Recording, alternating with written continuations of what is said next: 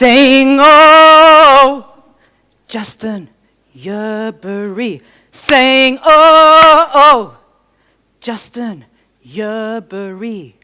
He left his business for biology, singing, oh, singing, oh. He's researching because of his family.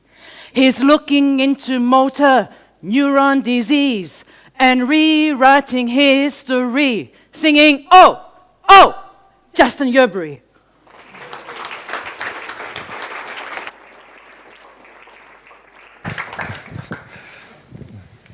Wow.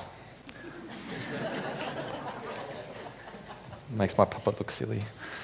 The motor system of each of us in this room controls our muscles. And it does this by sending impulses or signals from our cortex at the top of our brain all the way down to the tip of our toes and the tip of our fingers, just like this puppet.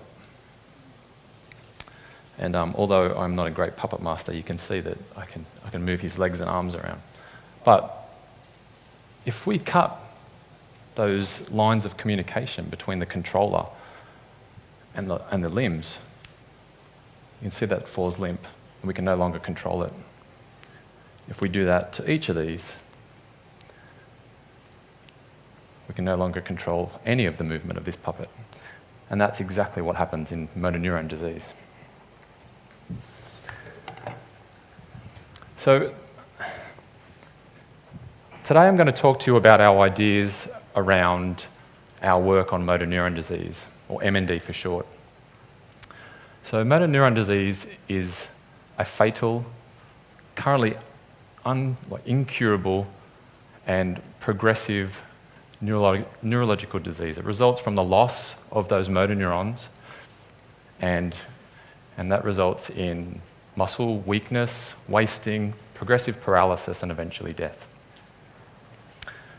Now, just out of interest, who in the room had, show of hands, had heard of motor neuron disease before this evening? Okay, that's a lot, and maybe I've saturated the market here, and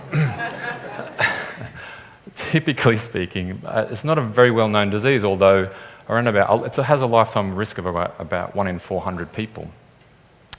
I actually only heard of motor neuron disease when my uncle was diagnosed, and that was about 20 years ago. And as you can imagine, at the time I had plenty of questions. It was a devastating disease. It kind of drove me to kind of go back to university here at UAW and understand a bit more about biology, because I couldn't understand what I was reading in the literature at the time. But what I found was the more that I understood, the more biology I understood, the more questions I had. And I guess the more questions I had, the more learning I did, and that kind of brings me to this point where I'm now leading a research team of dedicated students and scientists, and we're using cutting-edge technology to ask questions about this disease.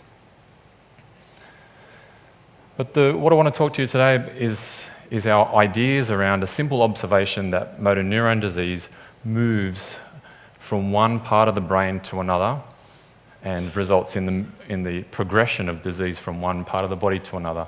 And you can see if you follow from the top on that blue spot there. So when my uncle was diagnosed, he had weakness in his shoulder, and that rapidly progressed to weakness in his arms and fingers, and then moved on to the muscles for swallowing and for speech. And if you have a look, if you follow the trail of the cortex all the way down the side there, you can see that's exactly the areas that it hits. It's almost like a cascade down there through the brain. And so I guess we think that by asking questions and trying to figure out how this disease moves from one part of the brain to another, that we really might be able to have an impact on the progression of motor neuron disease.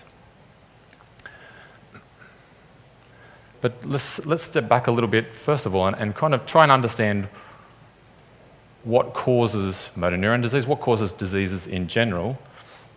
And the two of the broadest categories that you can think of are infectious disease and non-infectious disease. And there's quite a distinction between them, because For infectious disease, you need a pathogen. So you need to have something like a bacteria or a virus, and that disease can be passed on from one person to another. It's transmissible. Whereas on the other side over here, we have non-infectious disease, and that could be caused by a person's lifestyle, environmental factors, genetics. And in terms of motor neuron disease, we know that it's probably a combination of genetics and environmental factors that causes motor neuron disease. It's not infectious at all.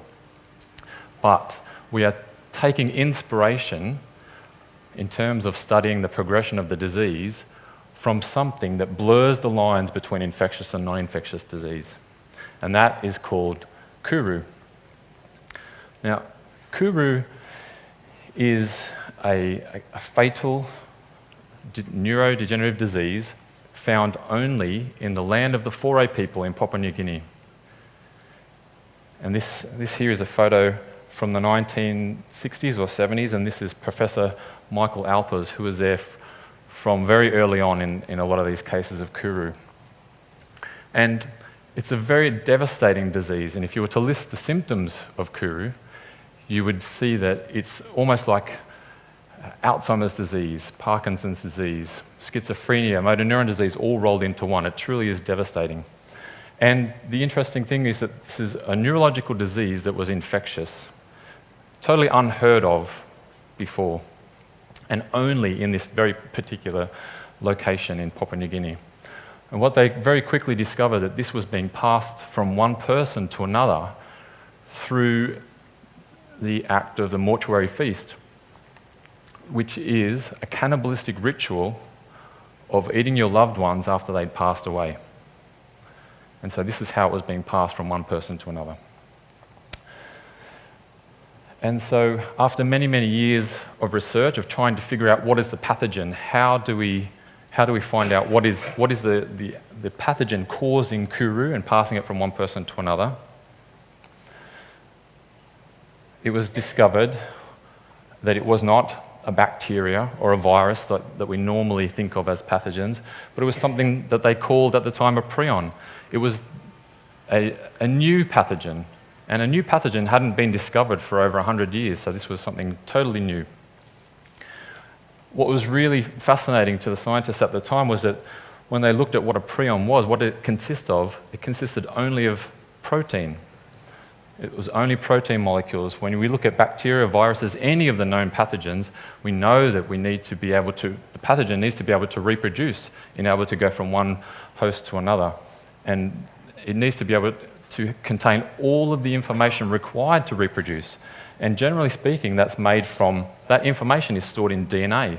DNA in bacteria and viruses, and sometimes RNA in viruses. But our prion over here consisted only of protein. So I'm going to call it prion protein. And so I guess what I wanted to do is now explain to you what a protein is, to keep you on this journey. So a protein is the stuff that's made from the information in your genes. It's the physical product of the information. Okay? It's the stuff that does the jobs. So it's the digestive enzymes, it's the muscle fibers, it's the hemoglobin that carries oxygen around your blood. These are all proteins. And in order to make one of these, you need to string a whole bunch of chemicals in a row called amino acids.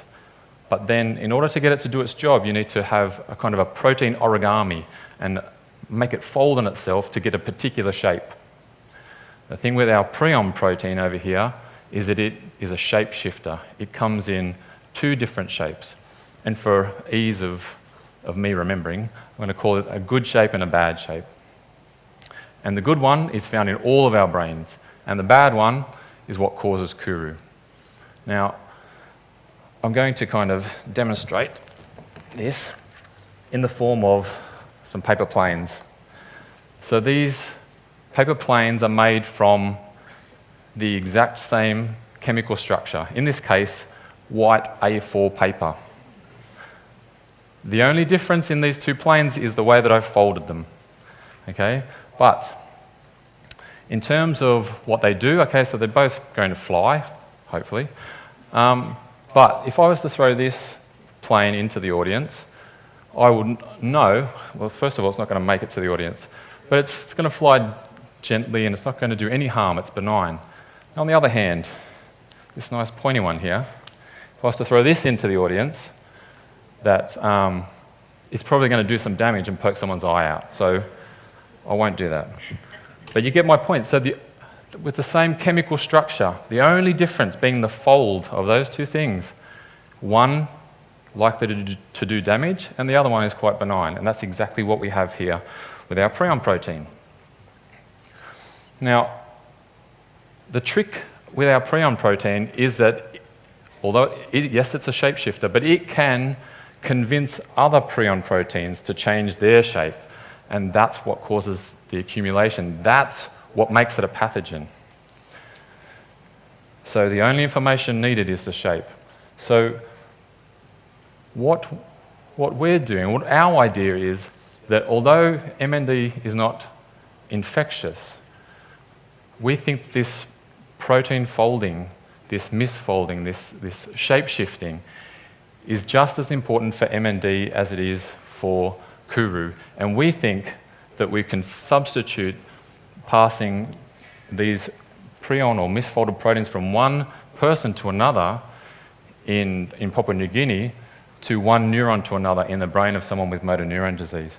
And as you can see here, going on behind me, was these proteins accumulated in this neuron, killing that neuron, and then allowing the release of some of these misfolded proteins, which in about 5 minutes will be ingested by the nearby neuron, thereby allowing the accumulation, seeding the accumulation, if you like, in that nearby neuron, thereby making that neuron sick, if you like, and it might die again, releasing more protein, misfolded protein, and thereby causing a domino effect from that initial point and progressing through the brain. So that's our idea.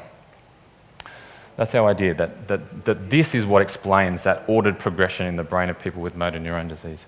Now, Kuru no longer exists. In 1959, the Australian government made cannibalism illegal in Papua New Guinea. In effect, they didn't know it at the time.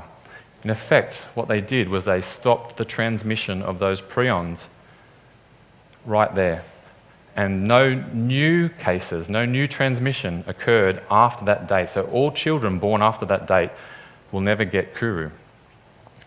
What we would like to do is to be able to block the transmission of these misfolded proteins between neuron to neuron, thereby stopping MND in its tracks.